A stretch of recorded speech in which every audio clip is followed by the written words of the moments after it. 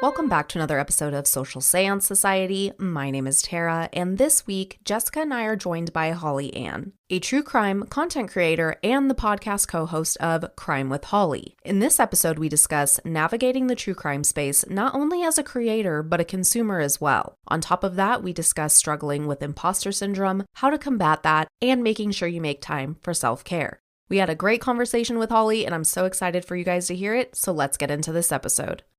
Well, Holly, welcome to the Social Seance. Thank you so much for joining us today. Thank you for having me. We're so excited to have you here. Real quick, if some of our listeners may not have listened to your content or seen it, I don't know how. We've definitely done a feed swap with you on our other show. So if you could let them know what you do and where you are in the true crime space. So my name is Holly Ann, and my current podcast is called Crime with Holly. I am also over on TikTok at crimewithholly.podcast. And I previously had a podcast with another co-host of mine, but her and I kind of went our separate ways. A lot of people know me from that one. That was Crimeaholics. And so now I'm just by myself. I'm Crime with Holly. And yeah, I've been podcasting since early 2020. Been a while, almost 5 years. Isn't that crazy? I feel like it was like 2 years ago.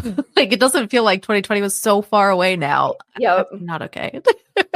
I am not okay. Yeah, you guys definitely check out her content. One of my favorites is your Missing Mondays series that you do. I absolutely love that. We love advocating unsolved cases like that and ongoing ones. I think it's so important, and you do such a great job. I love it so much. Thank you. Yeah, Missing Mondays is like my thing that I think I'm most passionate about because these people deserve answers and their families deserve answers. I think that's kind of what kept me going all these years is the Missing Monday segment. It's amazing. It's amazing. Y'all definitely check it out. With that wavelength, what exactly was kind of your gateway into true crime? As far as podcasting goes, my friend with our previous podcast, she had a school project and she was like, hey, you want to do this with me? We started it as a joke and then it just kind of took off. But prior to that, I mean, I was pursuing my degree in criminology and criminal justice. So I have that now, but I have always been so interested in true crime. I mean, I remember, I don't even know how old I was, but I was probably like third grade when the JonBenet Ramsey stuff was going on. And instead of going out for like recess, I would sit down, not be playing on like the play structures, and I would have this notebook that I was going to solve her murder.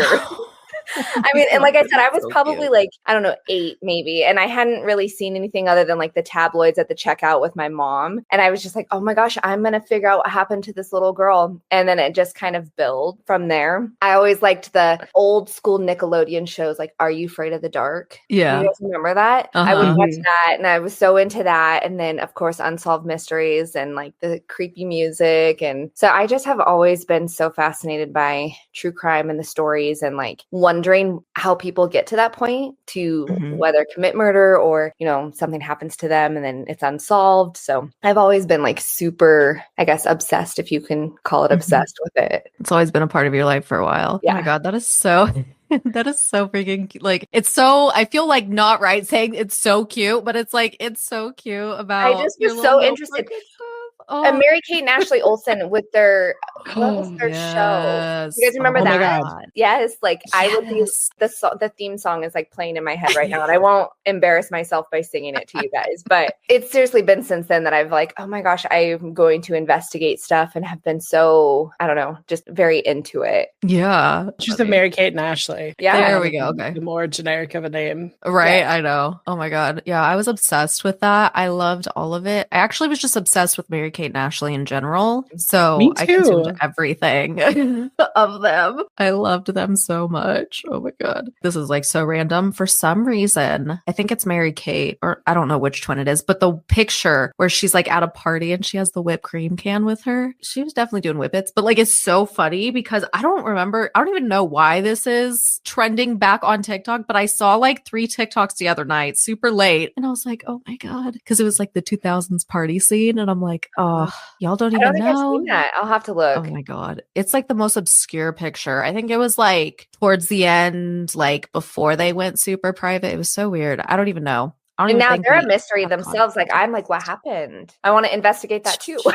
Right? I mean, shit. It's like quite on the set stuff because I'm like, what trauma from Payment World do they have? Because obviously something, if they're just like, nope, bye-bye, we're going to go make our money and hide from everybody. Yep. Do you know what's amazing is if you Google Mary-Kate and Ashley, it does not say that they were actors. It says they were a musical group. Oh. Yeah, I just Googled them because I was like, where are they? I want to answer that. But one of them has a kid. They do? That's really interesting. Yeah, I think like it's been like maybe 2 years now. I could be wrong on the timing, but yeah, one of them had a kid semi recently because she's with a dude that's like Ashley, way older. Yeah. Oh, yeah, they just kind of fell off. To the wiki. And then sometimes like their picture would surface and you're like, what's wrong? Are they okay? Like, are they being held hostage somewhere? Because, but yeah, like you said, it's like the quiet on set stuff. Like, what kind of things happened in their childhood? Right. Oh my gosh. So once you did kind of get into podcasting and what have you, can you kind of walk us through what that experience was, kind of switching from just like a true crime consumer into reporting on it? It just kind of, the way it all happened is really funny. I never thought that I would be where I am and have accomplished the things that I have accomplished. Like I was in a Gabby Petito documentary on Tubi and like they sat down and interviewed for that. And sitting back and looking at all of it, to go from a consumer to being a person that you see in like a documentary being interviewed, I have massive imposter syndrome. And I'm like, how the hell did that happen? Like, who am I? I'm a nobody in the grand scheme of things. And so to sit back and like think about the build of how it all happened, it's just, I don't even know really how it happened. Things just kind of took off. I will say TikTok was like really the launching point for myself. We were doing pretty good with the podcast, but as soon as I did a video on Chance Engelbert missing from Nebraska, and that just like took everything off. So like it's just a really weird, I guess, thing to be involved with. Like I don't know how it happened. Right. And it kind of gives you, after being on the other side of it, it really does open up your perspective on how all the stuff behind the scenes happens and all of that too. And I think that's something like on the consumer side, a lot of people may not think about, you know? On the consumer side, I really think we get so wrapped up in the stories that we do forget that like this is someone's real life. Right. And so when I started the podcast with my previous co-host, like we were both consumers of it. And then the more we started like getting involved with things, it really does like make you realize, okay, like this is someone's life. And we started working with families and talking to them and making those connections. And it makes you really feel things on a different level than when you're just like watching it, because these are people that you're becoming friends with. These are people that, you know, you've been in their home or they've been in your home and they've taken the time to sit down and talk about the most tragic thing with you. It just like, I don't know, it really hits you in your feels a lot different than just watching it. It really does, because I think we were talking about this with somebody else too. It's kind of that degree of separation, because you're like, since it's removed and far away, like you don't feel like this is going to happen to you and things like that. Like, especially thinking even like Gabby's case, you know, yes, she was an influencer, but like she's just a normal girl and these things happen all the time. Like Jessica and I are from a very rural area in Northern California, but even places like that, Jessica's hometown is where Girl in the Box happened, a case from decades ago. But it's so crazy, because I feel like with TikTok, it kind of opened up that dialogue, especially with Gabby's case, because it was being reported on in real time. And that in itself is very different than creating content for podcasting. Can you kind of talk about that a little bit and what your experience was with all of that? When I went into that, I don't know what I was doing. I gravitated towards that case, I think, because like everybody else, like, wouldn't we all love to be an influencer? And like Gabby was starting to really build that for herself. And so I think I really gravitated towards that. And I decided just to do an update, and it took off with people wanting to continue hearing like the update and hearing the facts. And so I started to take it as like my responsibility to constantly be looking for updates so I could report it to everybody that I knew were coming to me to hear like the facts instead of like the speculation and the theories and all that. And so I really tried to stick with the facts on that. That was another thing that really helped boost my following over on TikTok, was the Gabby Petito stuff, because people were just constantly waiting for the update and knew that I was going going to have it, like stat. And so I don't know, that really, at the end of that, when that came to, the head and we all figured out what happened, that was like an emotional roller coaster that I never expected that I would go through. And I mean, by the time at the end of it, I was exhausted and it was just very mentally draining and made me like really feel for also like the newscasters who are like in the trenches on all of this. Like I can't imagine following and chasing these live happening stories like as they unfolded. But it was a very interesting experience. I haven't done anything like it since then. I would do it again. But yeah, it's definitely kind of like just an emotional roller coaster. And then of course, more information came out. And so people were like, hey, are you going to talk about this? So I felt like I had to continue talking about it. And at some point, it's kind of like, I never want it to seem like I am talking about these different tragedies, as I'm sure you guys can relate, like for content and for my own benefit. Like, of course, like I love connecting with people who like true crime and stuff like that. But like, I'm never here like, oh, I'm going to monetize off of this. And I think some people, as I continue to talk about it, were like, are you just talking about this to monetize off of someone's tragedy? And so that's kind of why I died down with it. Like any of the more recent updates, the lawsuits with the laundries and all that going on, I was like, I'm done talking about it because I don't want to benefit from this in any kind of way. So it was interesting, a very interesting ride. Oh my God, yeah. And this was also still before the algorithm turned to trash on TikTok too. So it was just like boom, boom, boom, boom. Yes, it was amazing to create, and it really, I mean, I grew my following and had so many people that like really enjoyed my content for the straight to the facts and, no opinion that I was giving. But yeah, now the algorithm, it hates me. And so I've kind of fallen off on TikTok. Everybody. I love TikTok. And then I get on there and I create something and I'm just like, ugh.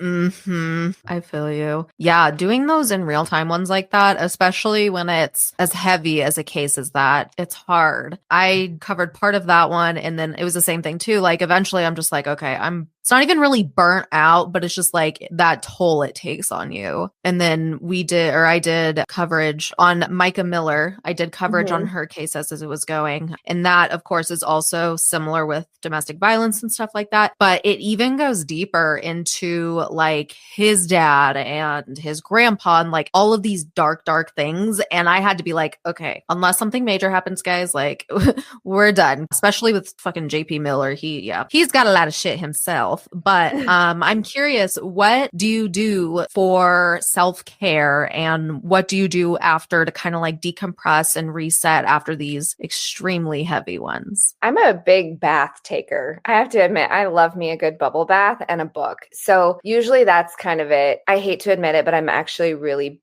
bad about self-care. And then I get to the point where I'm like, okay, I'm going to snap on everybody and become my own true crime story because everyone's just making me mad. But yeah, I do. I love to take a good bubble bath and read a book, but I enjoy spending time with my family too. I've got two boys and my husband is constantly gone with the military. He was deployed 3 times in 3 years. Thankfully, they've only been like 4 to 6 month deployments, but still that's a lot to miss with family time. And so just spending time with them, but that's about it. I don't really go get my nails done or anything like that. So I need to be better. I will say I need to be better. Hey, a good thing to write down for 2025 for sure. So that's a good one. Yeah, my wife's also like a huge bubble bath person. So I'm always like, let me get the deal on like the Mr. Teals or the Dr. Teals stuff all the time and stuff. Now for books, what's been some of your favorite past reads? Okay, so I don't typically, as much as I love true crime, I don't typically read true crime. Same. I think because I watch it so much, I research it so much, I just don't want to read it. But my friend was like, you have to read this book. And I just finished it like last week. It was Shonda Scher's case. I don't know if you guys are familiar with her. She was 12 years old and murdered by 4 teenage girls. It was kind of like a lesbian love triangle thing that had happened. And Shonda was talking to one girl and the girlfriend was upset and was like, we're going to kill her kind of thing. And so very heavy, the things that they did to that poor girl is just horrific. And to know that she was only 12 and these, 15, 16-year-old girls are killing her. But like I said, I don't usually read true crime. I did just finish that. I actually have my book sitting next to me because I'm a nerd, but A Court of Thorns and Roses. Okay. So I listened to the first 2 of these books. I never actually physically read them. So I am deciding to go ahead and physically read all of them. And then I also just picked this up on Black Friday. This is the Home is Where the Bodies Are, but this is like the exclusive edition where it looks like really cool. Oh my God, that one's so good. That one is so good. You will love it. You read it? Yeah. She actually had reached out to me on TikTok and I was like, what the fuck? She was like, would you like a book? And I was like, oh my God. Yeah. Yeah. Here's all my shit right now. Thank you. So she actually had sent me a PR box for her. I think it was called One of Us is Dead, the one with the hairdresser. So she sent me a PR box for that. That was great. And then she also sent me, it wasn't a PR box, it was just the book, but it was the next one after that. It's just like a little house on the front of it. I can't remember the name of it. You Shouldn't Have Come Here. Yeah. Yes, that one. So she sent me that one. That one's really good too. So I read both of those. Those are both great if you haven't read them. On Black Friday, I also picked up I actually thought I was buying the new one that hasn't released yet, The Perfect Divorce. Have you seen the bloody cover and like the bloody pages? Yes. So I actually saw The Perfect Marriage, which I've already read, but I thought I was buying The Perfect Divorce. Anyway, I got excited and I saw blood and I was like, oh, this is like really cool. And so I bought it. And then I got home and I was looking at it. I was like, oh, wait, this is The Perfect Marriage. I've already read this. Aww. Great that I think I actually listened to that one. So I didn't have the physical book and I was like, great. And then I went and pre-ordered the matching bloody one. Oh my God. But that one doesn't come out till April. So yeah, I'm really excited to do the Home is Where the Bodies Are. I just loved I'm a sucker for like packaging. And when you get me with like a old school VHS tape or like bloody book pages, give it to me. So and oh my God. And like the new, how it's become so much more accessible, how they do like the sprayed edges and decorate them and stuff. I'm obsessed. So great. So great. I am so excited for The Perfect Divorce. I remember I read The Perfect Marriage first because I found her on TikTok and I'm definitely planning on buying that copy too. But yeah, she's so great. I love her. I know she's a little more on the like popcorn thriller side, but like honestly, I love that. And it's so funny to me because it's like, yeah, you could sit here and same thing with like Frida books too, right? You could figure it out or probably get very, very close. But I'm like, no, when I read these, I don't even give a fuck. I just read it because they're just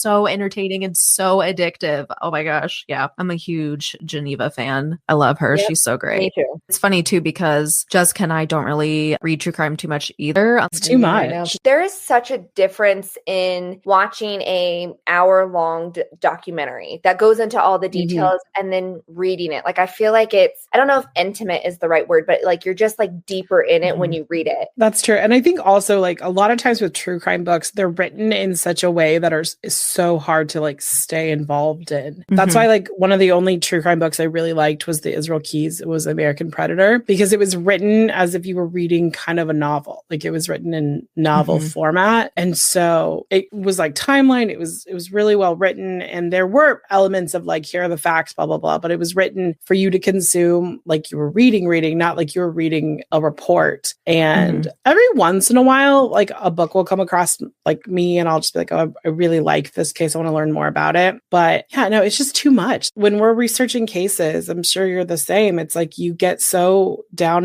in like the muck of all the details. And there are details that you don't share with people because they're kind of too disturbing. And like you keep to yourself. And then so like, right, like what the public is consuming is kind of the lighter version of what you've seen. So to add on to that, like I would rather read like, a smut novel and be like, this is my, like reading is my escape. I don't want it to also be part of the gig. Yep. No, I fully feel that. It's just very heavy content. And when I read, I do enjoy to read, the smut or the thrillers that isn't real. if it is a thriller and there's murder and all that, you're like, oh, I just know this is fake. As to where like reading the true crime, you're like, this is heavy. This is real. This is someone's life. Yep. Yeah. And I think like, especially with being in the podcast space, I would say probably even in general, it's really important to keep those things that you do enjoy as your outside hobby, like reading, because I feel like it'll just get too muddled on top of just like, reading horrible stuff all the time. I think that's one of my like biggest things. I always tell people too, I'm like, you gotta have something to like bleach your brain sometimes. And you brought up about, working with families and things like that. We've done that as well. And it's just like, you get to know these people, you get to care about these people.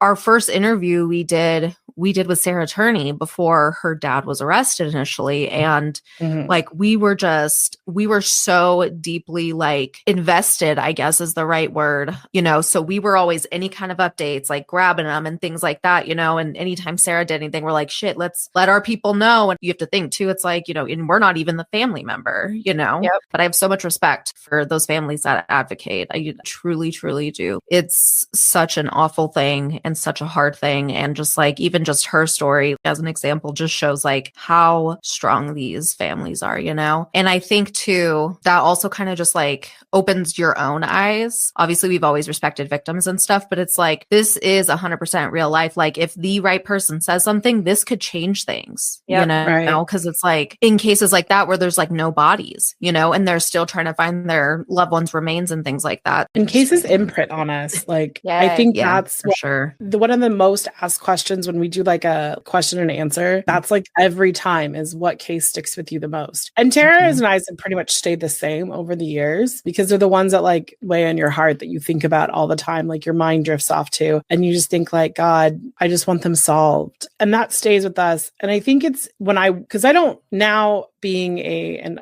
I know people might be like, what? But now that I am a podcaster, I don't listen to other podcasts because of the imposter syndrome. Like it's so hard. If you're listening to someone else, especially like I've kind of sometimes gone on the same cases we've done. And I'm like, oh my God, they delivered that so amazing. Like, I wish that was such a good point. I knew that. Why didn't I say it? And so I've just been like, the only podcasts I'll listen to are podcasts that have like nothing to do with true crime. I don't want that imposter syndrome in like every aspect of my life, like to bleed over. But when you're doing something as a podcaster, like for listeners, it's an hour. Like they get an hour, like for like when we did OJ, it was like a 9-hour thing for them. But like for us, it was like a month and a half of just like time and research put into it. And so it sits with you a lot longer. Because people ask me, like, I get this all the time. People are like, have you seen the new documentary out on blah, blah, blah? And I'm like, no. And they're like, why? And I'm like, because I don't need I don't want to yet. Like, I don't want to put it in my brain yet. Like, if we decide to do an episode on it, yeah. And there are times where like in the mood for a documentary and I'll watch something. But for the most part, I'm like, no, I'm going to just rewatch like one of my other shows. Again, it gets heavy. So like,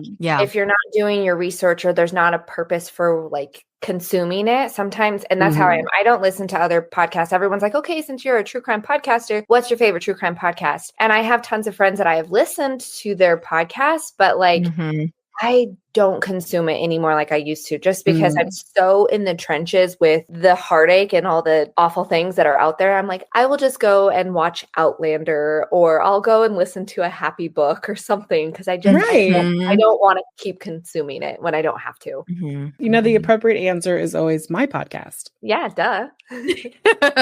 Of course. Hello. Be like mine. Hello. I have people ask that all the time. They're like, oh, what's your favorite podcast? Like your favorite true crime podcast? I'm like, my true crime podcast. Like, it's the best. Why aren't you listening? Actually, I don't. In person, when people meet me and they're like, oh, you're like, you do a podcast. I'm like, I don't want to talk about it. Like, yeah, no, that's me. I have friends that are like, oh my God, I listened to your episode. And I'm like, oh, don't tell me that. Like, I'm like, ew, why? Yeah, it gives Thank you, but why? It gives me anxiety. But then like, yes, when I hear people aren't listening to my podcast, I'm like, why are you not listening to it? Do you not like it? Oh my God, yeah. They're like, oh my God, I listen. And I'm like, no, don't. It's bad. Don't listen.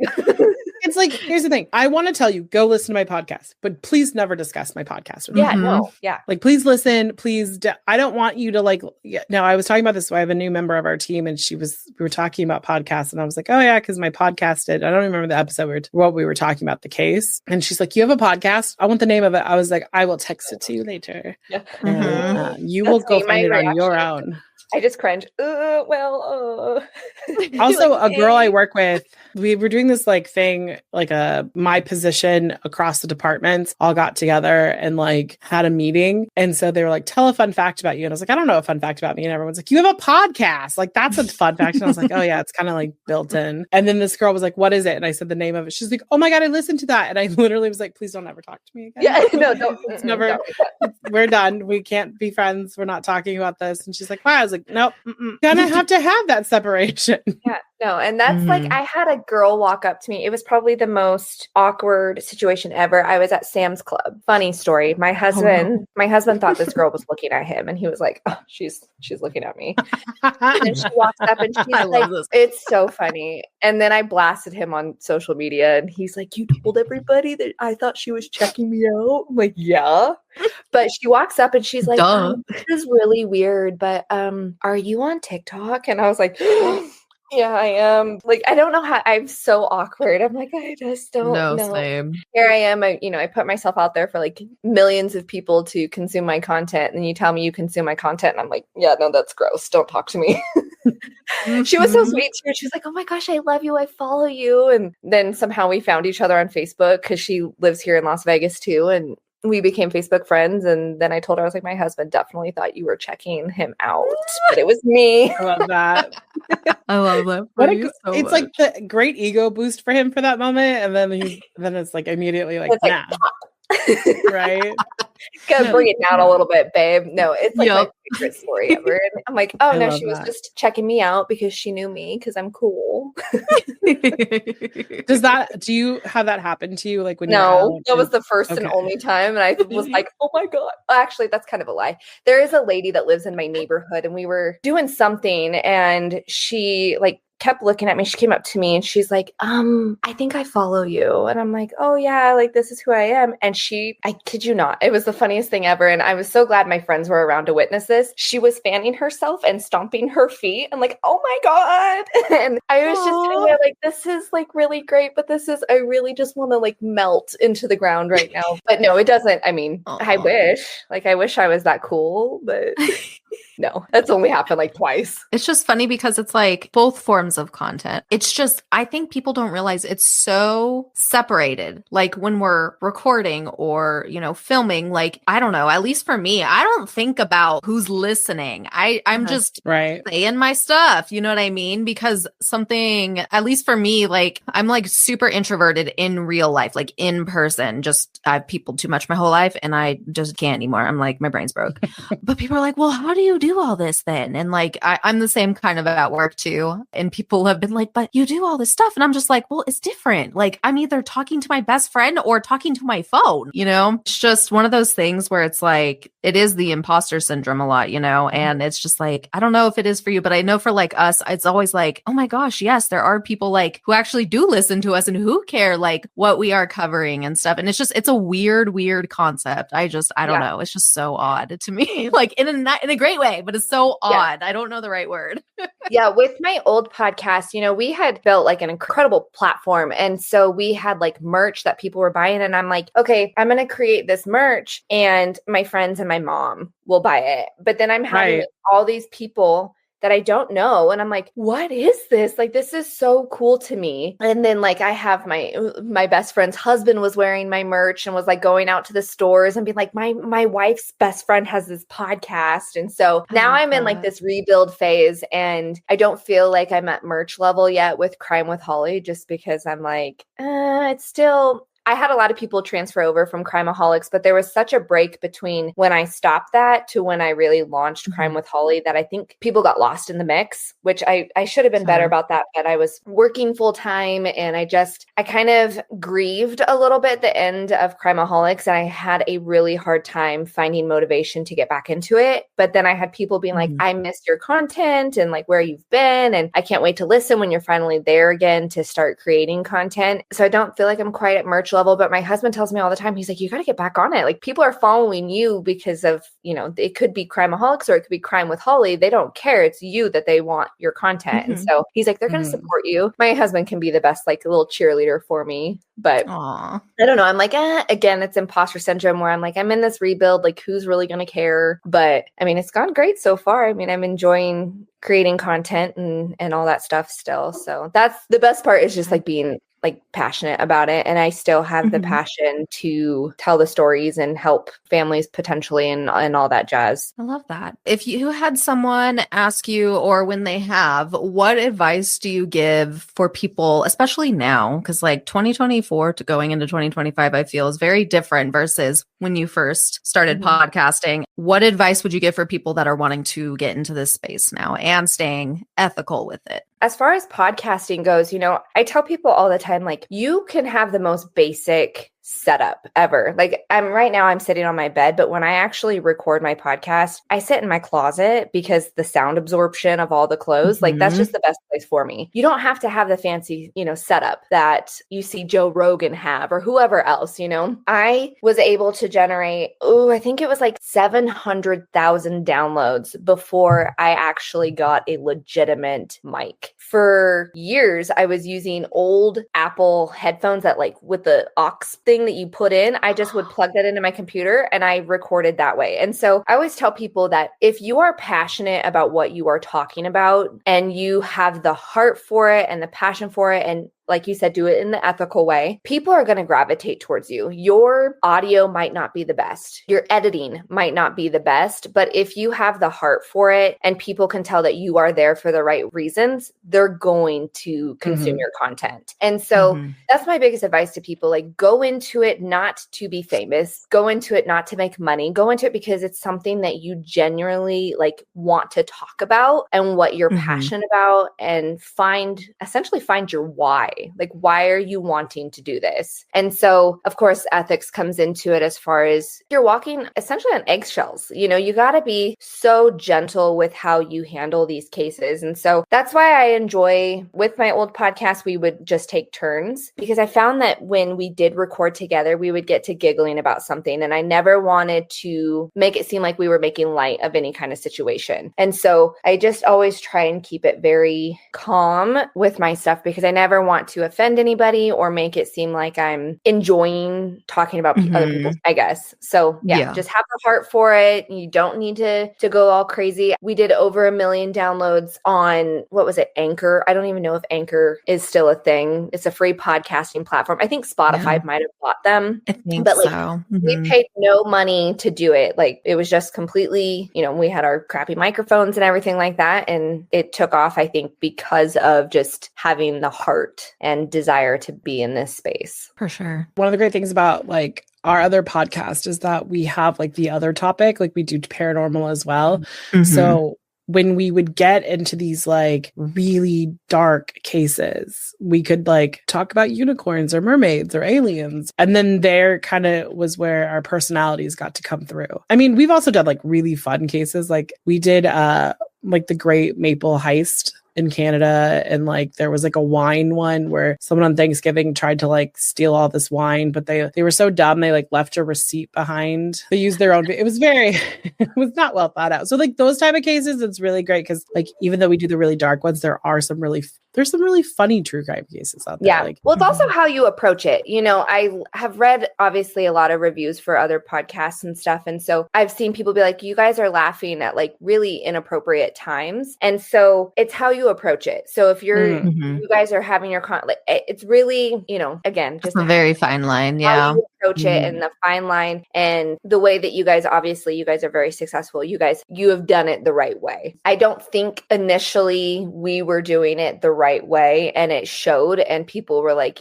this is the kind of the topic that you were talking back and forth, how you would have done something different, but you've never been in that position. I'm like, okay, you're right. Like doing a conversation podcast with, my old co-host and I, like it didn't work for us. And so you guys have done an incredible job. You guys should be so proud of yourself. Thanks. Oh my gosh. Okay. If you could give only one episode for someone totally brand new who has no idea about any of your content, what you picking? Oh my gosh. I don't even know. I love asking this question because everyone reacts the same. They're like, shit, but I get it. I have to look. I need to look at my episode lineup. Like you said, the Missing Mondays are always great. I just feel that those are really important. The Missing Mondays and the unsolved cases are so important. But as far as like one specific episode, so if we want to go for a missing one, Bianca Carrasco, her sister and I did an interview together, an episode together, and that one's a really good one. They're still looking for her and everything. So if you like interview styles, that's a good one to listen to. Jared Brightigan, I recently did him. That's kind of like a newer one that's still unfolding. That's a good one. And a lot of my old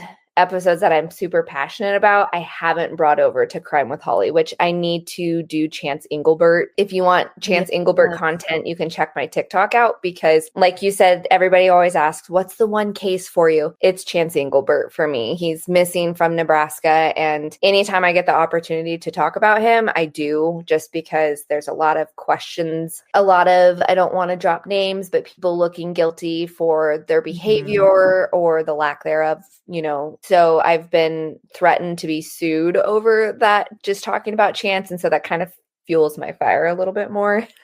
Right. If you catch my drift. I get that. But yeah, so if you want a more recent one, The Missing Mondays with Bianca Carrasco's sister is a good one. Awesome. I love that. And it's because when you do those interviews too, it's giving that extra, like, you know, like we've talked about, that extra layer into the case. Yeah. And I have to say, and I told this to Bianca's sister when we started, because I actually had an episode that I did of Bianca, and the sister had shared it years ago. So I actually brought that episode to my new platform, and her sister reached out to me and was like, hey, like, you really should talk to families. And so I got together with her and I was like, hey, like, I totally want to have you on the show. I don't want to say I don't like reaching out to families, but I feel like I don't ever want to intrude, you know? Right. And missing persons, I should be better about that because it is still unsolved. And of course, they're going to want the exposure. But I feel such guilt to be like, hey, I have this podcast and I would like to talk about your tragedy. But everybody that I have reached out to has always been like super receptive of, you know, the idea and have helped, you know, promote it and have been very thankful for the content. There's that line of like, I worry that some people are going to view it again as me trying to benefit or monetize off of their tragedy. And I don't ever want to come off like I am being insensitive or making light of the situation or that I'm doing it for any negative reasons. And so I do struggle with reaching out. And when she reached out and was like, hey, like, if you want to do an interview, I'd be happy to do that. You should reach out to families, and was really encouraging of me to reach out to families for missing persons cases. But she sat down and we chatted it up, and the story is definitely solvable. There's obviously a very big red flag of who did what, but yeah, so she's great, and I enjoyed working with her, and I do need to be better about, you know, connecting more, but I just don't ever want to intrude on people's, you know, time and make them feel any kind of way. Right. And it's like, it's easier when, you know, you see that they have social media, they're being active about the case on social media versus just being like, hey, by the way, I somehow found a way to contact you and want to talk about your traumatic thing happening. So I completely get that. And it's just like, that's the thing too. You're never, of course, most people, they're like, oh my gosh, yes, please, we need the help or whatever. But you never know if you're going to catch someone on a bad day. And I will say I have. There's a woman that I did reach out to, and I said, hey, I saw your story about your son on TikTok. I have a true crime podcast, but we do feature missing persons cases. I think his case is more of like a mental illness case where he's out there, but has stuff going on. And she was not really interested and just said, you know, this isn't a true crime case. And I'm like, okay, well, that's fine. I do other cases too. So it doesn't have to be that he was murdered or something bad happened to him like that. I just would like to help you. And she wasn't interested, and I totally respected that and was fine with that. So most of the time they are very like, oh yeah, please help. And that's Bianca's sister. They have, you know, Facebook, and they're very active and sharing and all that. So that was easy to get in touch. You know, she messaged me and whatnot when she saw that I did do the episode. So yeah. For sure. Well, thank you so much for joining us today on the Social Seance. Before we let you go, can you let everyone know where to find you on social media? Yep. You can find me on Instagram at crimehholly. And then again on TikTok, it's crimewithholly.podcast. My podcast, Crime with Holly, is available on all major podcast platforms. Awesome. Well, thank you so much. And everybody else, we will see you next week. Thanks for tuning in. Bye.